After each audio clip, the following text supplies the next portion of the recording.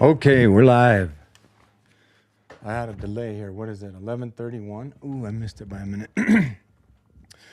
Ladies and gentlemen, welcome back to the Little Nugget Show, where we mine the little nuggets of wisdom and insight from the play of the Denver Nuggets. Tonight, we're watching the Denver Nuggets JV team.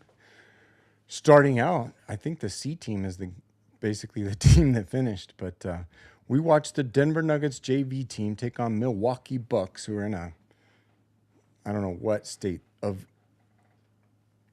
chaos they're in their team, but they held them off barely, 102-100.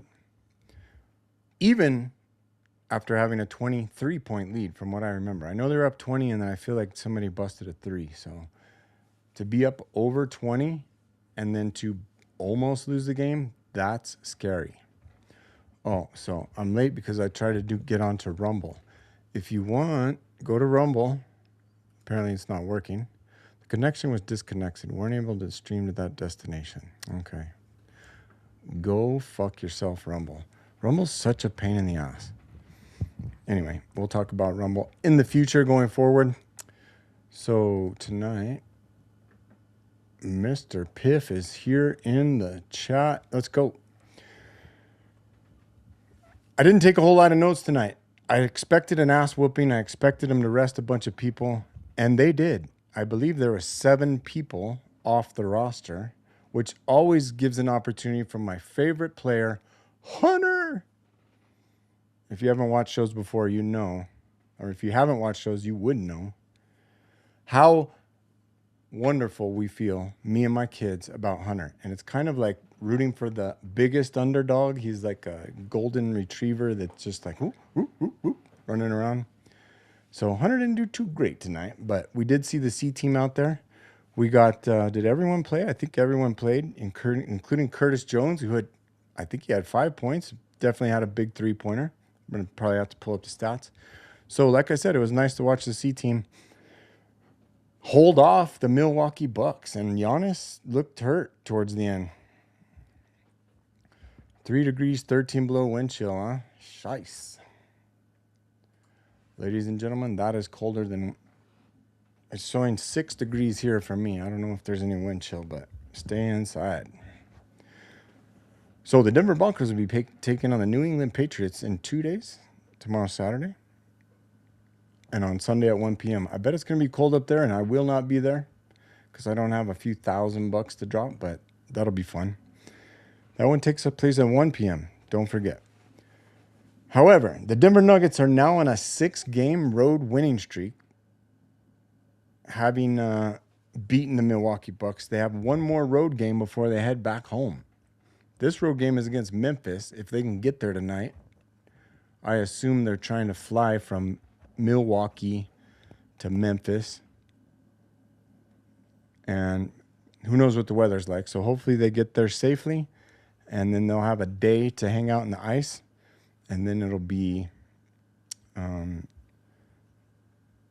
it on Sunday? Oh, that's right. The Memphis game is on Sunday at 1:30 at the same time the Denver Broncos are playing. Goodness gracious. I am 100% watching the Broncos game live. Hopefully, knock on wood. So that means that normally I would come on here about 1:30 plus 4 is 5:30 p.m. to do the Nuggets post game. I might schedule it for like 7.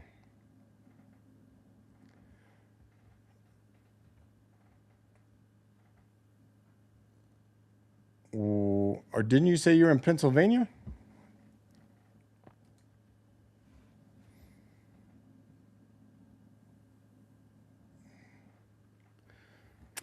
I guess in Colorado, it's typical in the mountains. You get up to Alamosa in the San Luis Valley, and it's 20, 30 below. I was hunting in 20 below weather.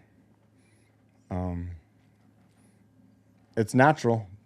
Not down in the south, I guess, or in the east. I assumed it was always cold. Everywhere south, north of Memphis, north of Tennessee. But, yeah, stay warm out there. What do we have to talk about tonight about the Denver Nuggets? Well, they won another game in the white jerseys. We're still holding that curse off strong.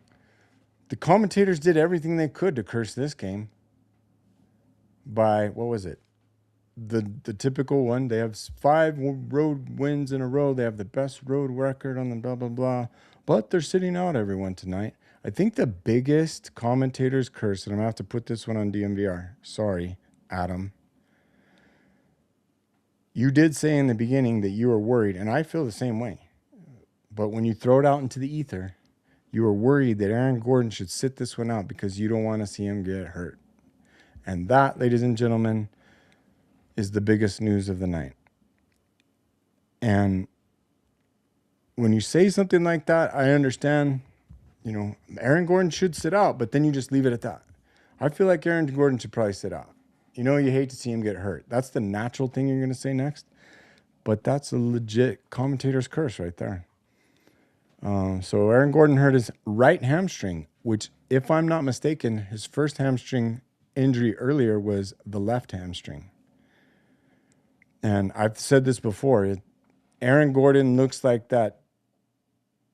He's just beat up old Winnebago that you're just patching together and trying to get it across country. He just doesn't look like he's going to stay healthy. Always his calves are wrapped up, and I think he's too big for his legs, if you know what I mean. He's too jacked, too heavy up top for his legs, and the legs, the calves, the hamstrings, they just take a beating. It's cool. I mean, he's Mr. Nugget, and he plays lights out when he's healthy, but the question will remain, will he get healthy? How long will it take?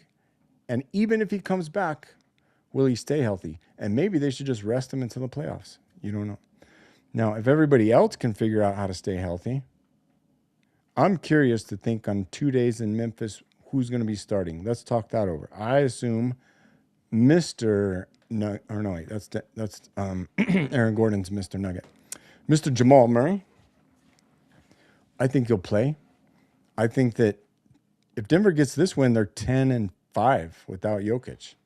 And that's literally the opposite of what I said in the beginning.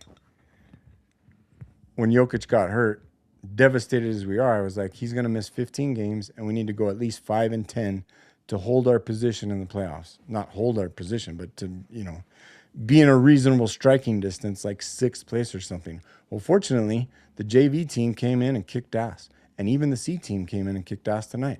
And now Denver is looking to hold serve, basically 10-5. That's a 2-to-1 ratio. That's the 40-20 ratio. That means that they would literally hold serve up until Jokic comes back, assuming he comes back at home against Detroit, which I do. Let's hope he does. Unfortunately, Detroit is on fire. I think they've won 5-6 in a row. And they're going to be really tough. And we may not win that one. But there's a couple more after that I think because then we got the Clippers and then the Oklahoma City Thunder. Oh, the Nets. The Nets are tanking, and we owe MPJ a beatdown, so we're going to get that one. But in the next, if we don't beat Memphis, the next, 4 or 5 till we get to Oklahoma City? I think it might just be 4, right? Memphis, Detroit, Brooklyn, OKC. 2-2? 2-2, but 10-5, and then 10-6, and then 11-6, and then 11-7, or 12-7, something like that. Since Jokic got hurt, but then Jokic will be back at full strength, and we'll beat every team going out the door. I don't know. What do you think? Give me some basketball comments.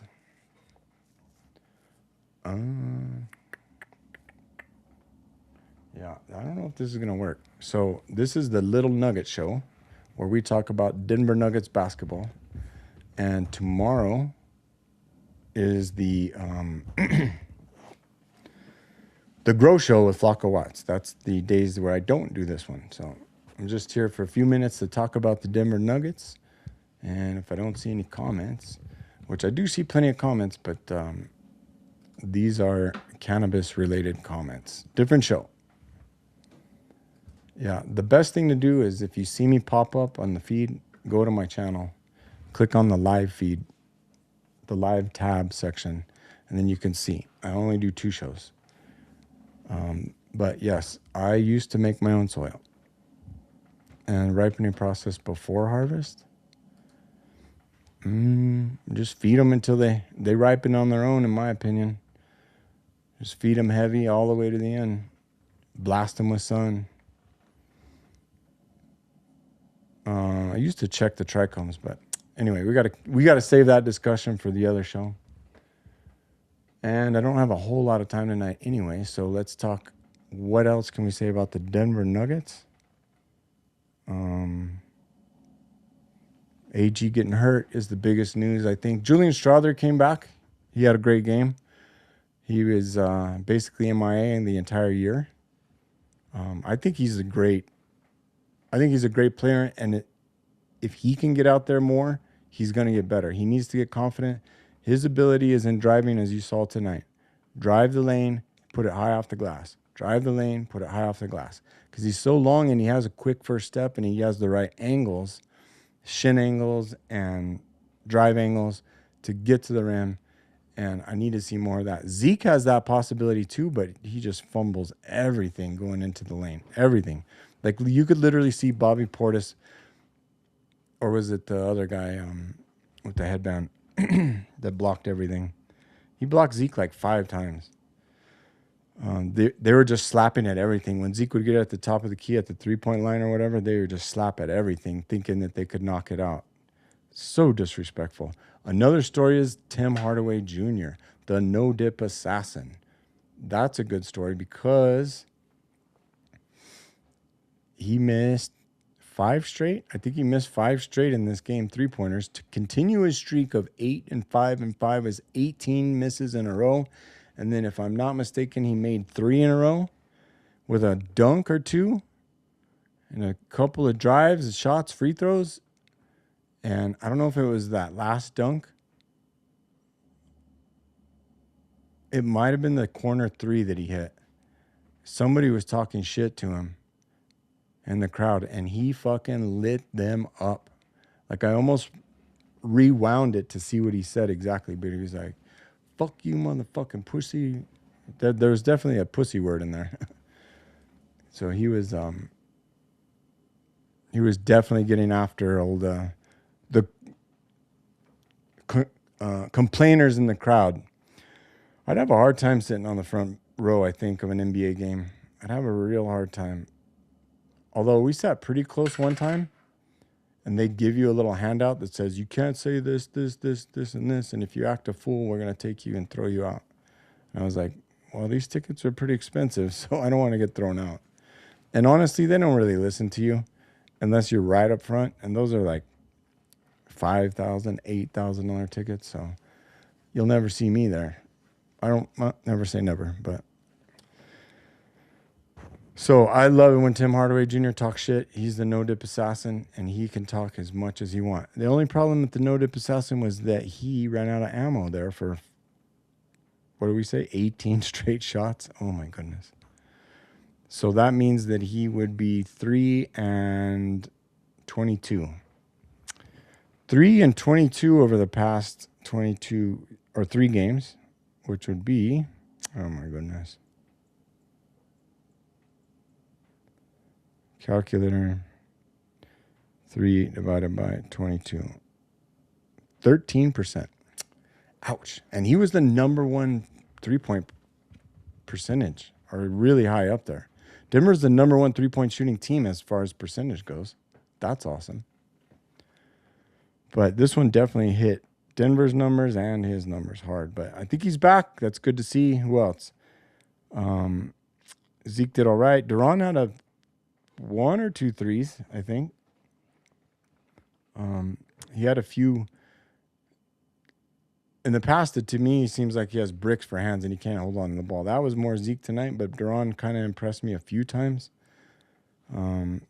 We talked about Curtis Jones. He busted a 3. He looks like a good ball handler. I don't know why they don't put him out there more. I feel like they should put him out there more, honestly. Bruce Brown, he got going. He had a big corner three. The biggest thing in that game, and we'll wrap it up with this, was free throws at the end. Giannis had like 15 free throws or something. Crazy. What's crazy is they pulled him out on the last play. I guess they needed 4 points, didn't they? Oh, no, wait. They needed 4. They got a 3, and then they fouled, and then they were down 3, but they only had 7 seconds. So if you missed that one, okay.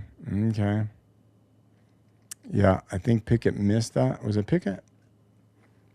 Yeah, because Najee made the first 2 huge free throws in the pressure cooker. Then Tim Hardaway Jr. made 2 free throws in the pressure cooker. That almost sealed it until that crazy guy makes him 3 and then cuts it to 1. And then they foul Pickett, and he makes the first one, which was solid. Missing the second one, not a bad idea because it runs the clock. And I don't think they could have advanced it anyway. No, they would have called a timeout with the rebound. So it would have been better Pickett to make that one, but we sneak this win off because Kuzman shot the final blow off the front of the rim for Milwaukee. I don't think they really want to win. They seem like they're in dire straits. So we snuck this one out, but a win's a win. Even a hard-fought win against Oklahoma City only counts the same as a C-team win against Milwaukee. They're exactly the same. Oh, one thing we can check is the... real quick, let's check the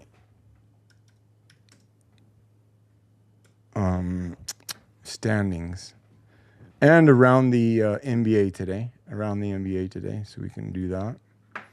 I have to share my screen and do that one. Boom. Games, standings. Let's do games. Let's zoom in. Let's move over. Tomorrow. Today. Here we go. Can you see that? Oh, no. I haven't turned it on there. There we go. Dun, dun, dun. So what happened? The Rockets beat the Pistons. I'm not sure that's a good thing. You always like teams coming in, I think, after a win because they're more likely to lose. Have they lost a bunch in a row? Then that's scary. Oh, the Nets barely lost to the Celtics in OT. That sucks. I wonder what Porter Jr. had in that. Let's check in a minute. Cavs beat the Kings, no big deal. Hawks beat the Suns. Helps the West to bring the Suns down a little. OKC loses to Indiana. Isn't Indiana like the worst team in the East right now? Oh my goodness, we're going to have to look at that. Denver wins, cool. Blazers lose, that's good. Okay, so good news there. Let's check this game. Game recap. Thunder. What happened? Shea. 47 points from Shea. You dumb motherfucker. Can't stand that guy. 1 3-point made. 35 minutes. 4 rebounds. 4 assists. A steal and a block. And plus minus of 4. Lou Dortz. 17 below. Minus 17 on the plus minus for Lou Dortz. That's good. We like that. That means I think he's kind of tailing off. Brandon Carlson a minus 12. Kasem Wallace is flat even with 10 points. 25 from Chet Holmgren. What happened to old J-Dub? That's not the same J-Dub right there. Is he not playing? Maybe they traded him. That would be cool. But Shea makes 47 points and the Pacers freaking win.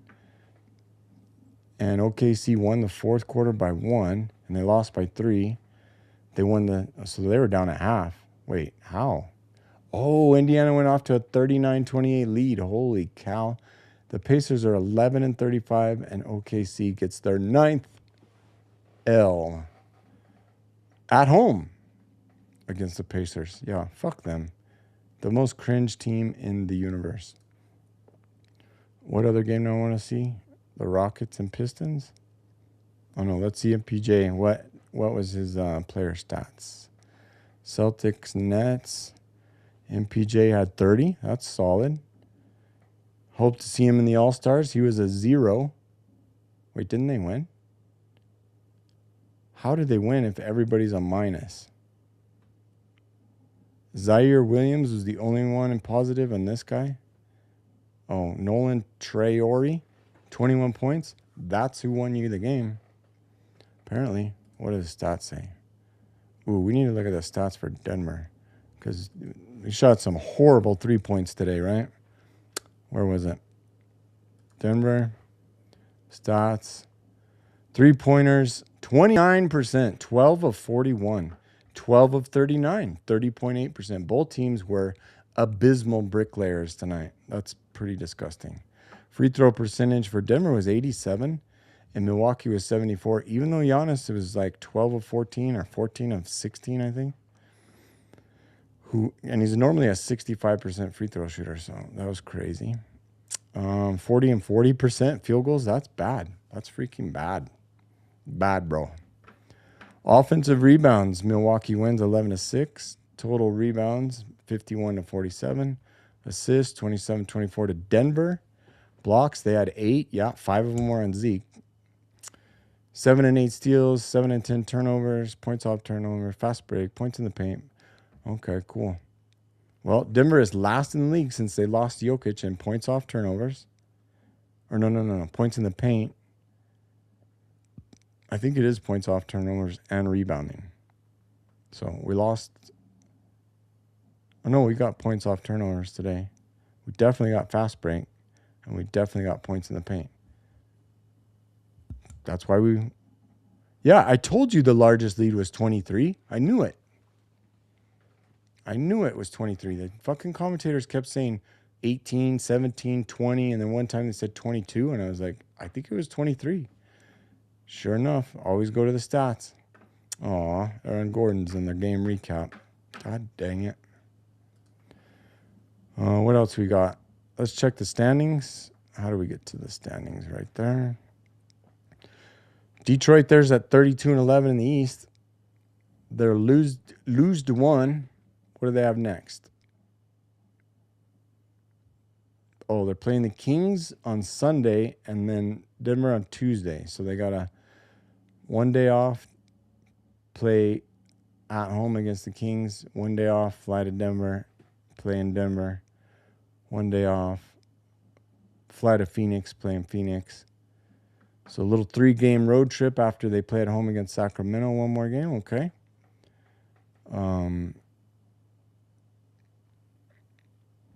Assuming they win the one, I would rather see them just cruise to an easy win against the Kings.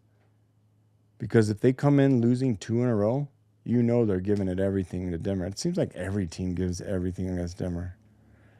Anyway, let's check the rest of these foes. So they lost 1-1, 2-1, 3-1, 1.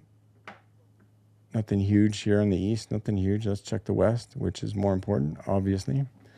So we see OKC is down to 37-9. Is that right? Is that exactly 2 games above Detroit? Wait, 32-11? Hold on, what? So they have 5 more wins versus 2 more losses? How does OKC have so many fucking games? Is that, or does Denver not have, or Detroit not have a lot? That's 43 games. OKC has 46 games. Weird. Spurs, did they win today? No, they lost Tuesday. Oh, no. They won yesterday. That's right. That's their win. Back. So, I don't know why it jumps there. Denver's holding serve at 3rd. They did get another extra loss, but they got the win today. Assuming the Spurs lose tomorrow. They'll still be in 2nd, but we'll have the same record. And we're starting to pull away. What did you say? The Rockets win today? I just literally looked at that. And that was the Pistons. Yeah, that's the problem. The Pistons should have beat them. So the Rockets are looking, I don't know,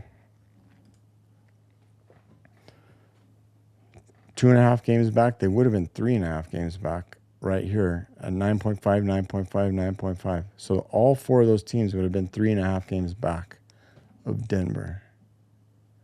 if the Rockets lost, but they didn't. So they're in fourth. 5, 6, and 7 go to Lakers, Suns, Timberwolves. And then there's a little gap, another 2.5 games to the Warriors. And there's the Blazers there. We play the Clippers coming up. They're not terrible. 2024, not terrible. They got a lot of good players. Got to be scared of them. Got to be scared of every team. Memphis, that's who we were playing tomorrow or Sunday. 18-25. They've lost 2.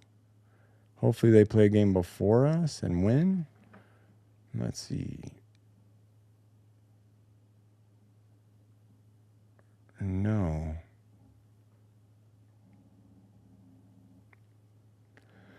Well, so the Pelicans just beat them. That means they are on a loss. On a 2 loss. So they've lost 2. Well, Denver's going to have to give them hell. That could be a tough one depending on who plays. Wouldn't it be crazy if Jokic came back at that time?